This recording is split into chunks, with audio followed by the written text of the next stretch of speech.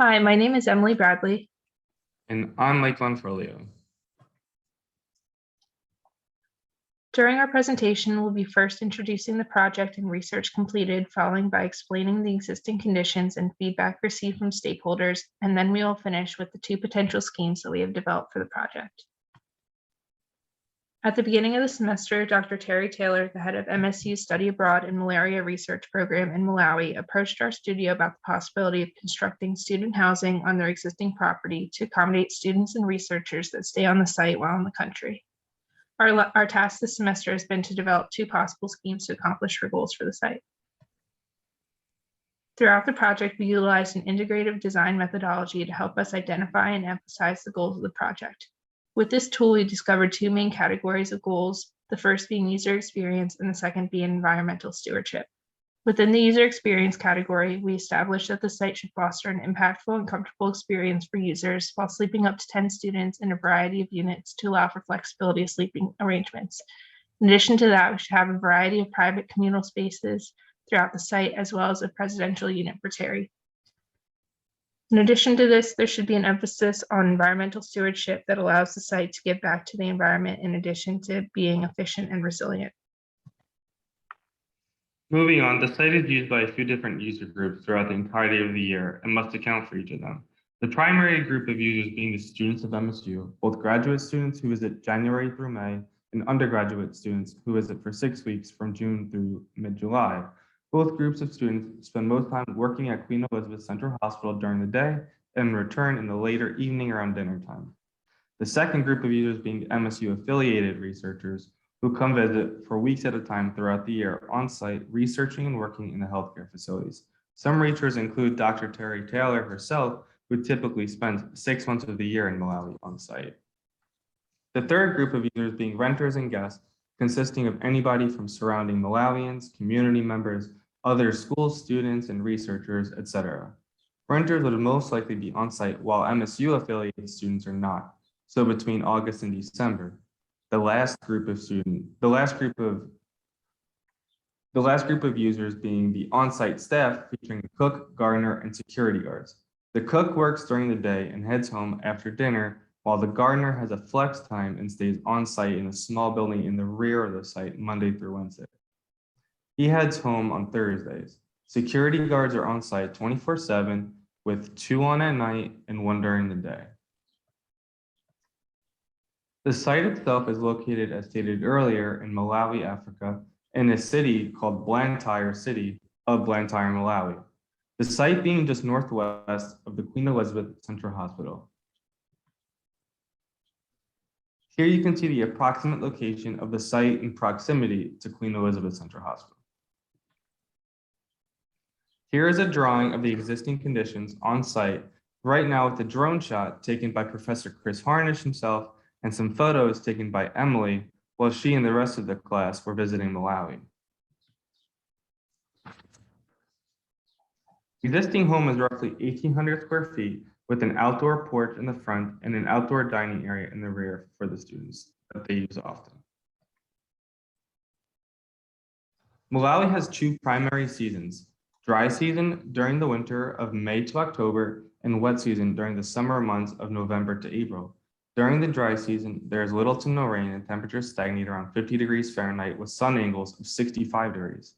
During the wet season, rain is plentiful, reaching upwards of 400 millimeters per month or 16 inches per month, and temperatures ranging from 65 to 90 degrees Fahrenheit with sun angles of 87 degrees. So passive cooling and shading devices should be part of our design.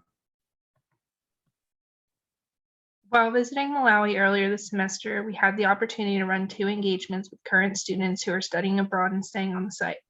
Our goal during these engagements was to gather direct feedback from users on their experiences and uses of the site to help us identify programmatic needs and solutions.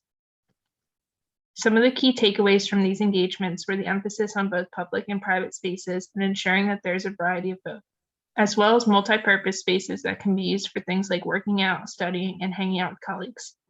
Finally, we also heard a desire for spaces that allow for some connection to nature, as spending time outdoors is extremely common both on the site and in the context in general. In addition to the engagements, we also sent out a survey to 250 previous students, researchers, and MSU colleagues who have used MSU's properties while in Malawi to gain additional insight from users of the site.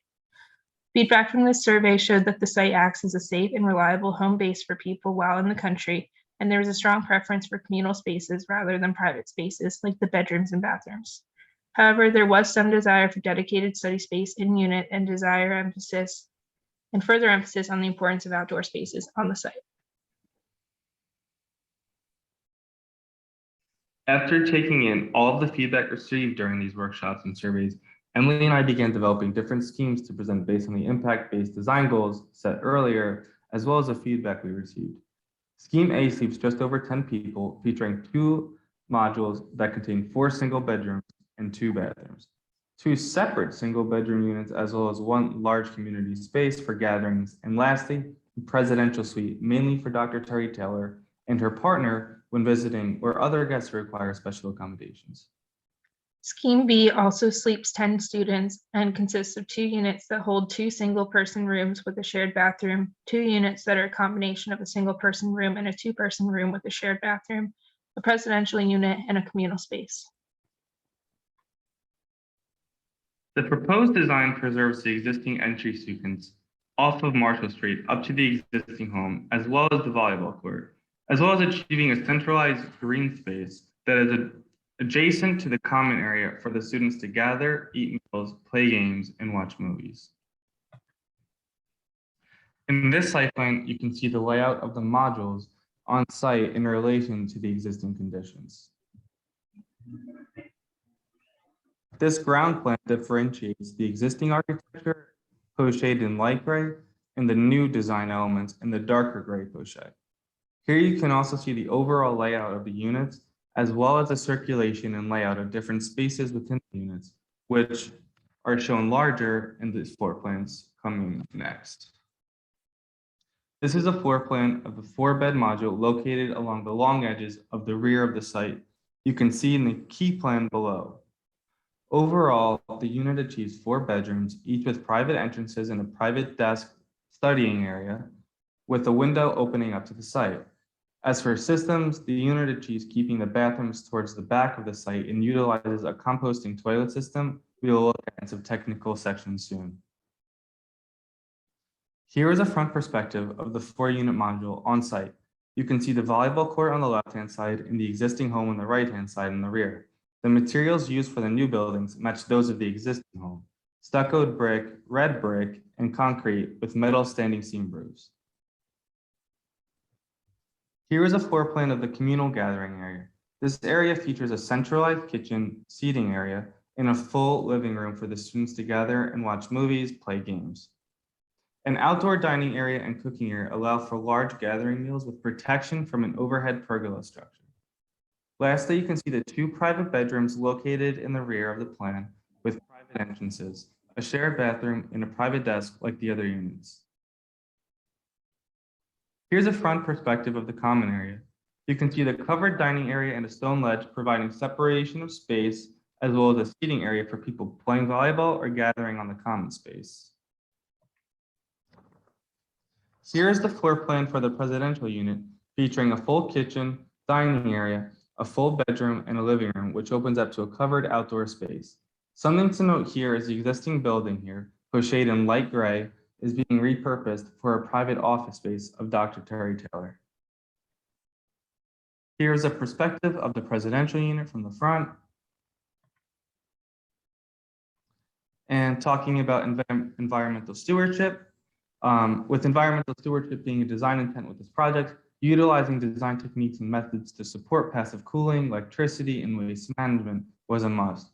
The overhanging roof provides shade to the thick structural walls, keeping it cool during the summer, as well as windows in each room to provide for natural ventilation. Solar panels will be utilized on the roofs of these buildings to provide a sustainable and consistent source of electricity for lights.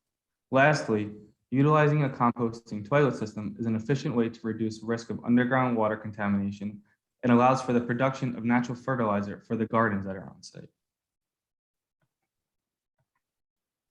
In Scheme B, there are 2 different types of student units, as mentioned before, which are spread throughout the backyard of the property. In addition to this, there's a presidential unit located in the southeast corner of the site, attached to a small existing building with the site communal space attached to the northern side of the unit. There's proposed additional parking spaces located on the northwest corner of the site, as well as ensuring the opportunity to pull a car around to the back patio of the existing house for loading and unloading of goods, as well as easy access to the shipping container, which is located just north of the house. Units are designed to orient private spaces both inside and outside of the unit around the periphery of the site.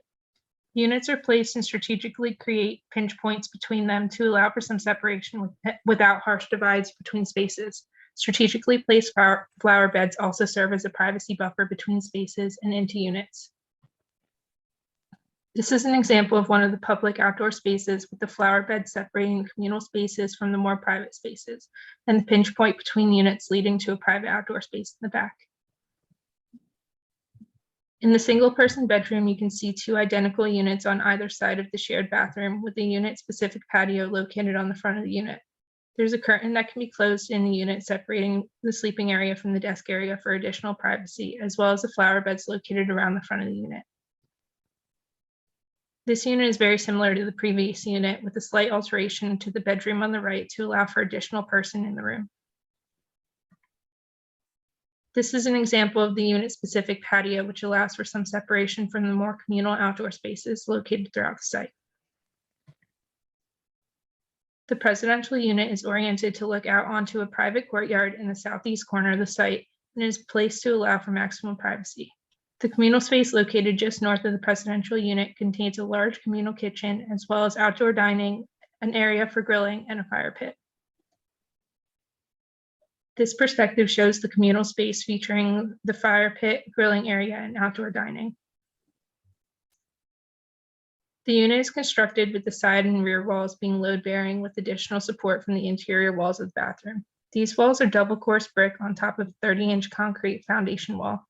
The front wall of the unit has a 30-inch concrete wall with natural stone facing.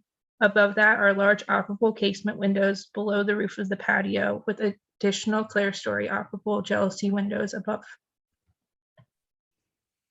The large windows allow for flow of air through the unit with ample light coming through the clerestory windows. The built-in shelves as well as a large closet allow for adequate storage, while the built-in desk provides dedicated space to study in the unit. Thank you, and does anyone have any questions?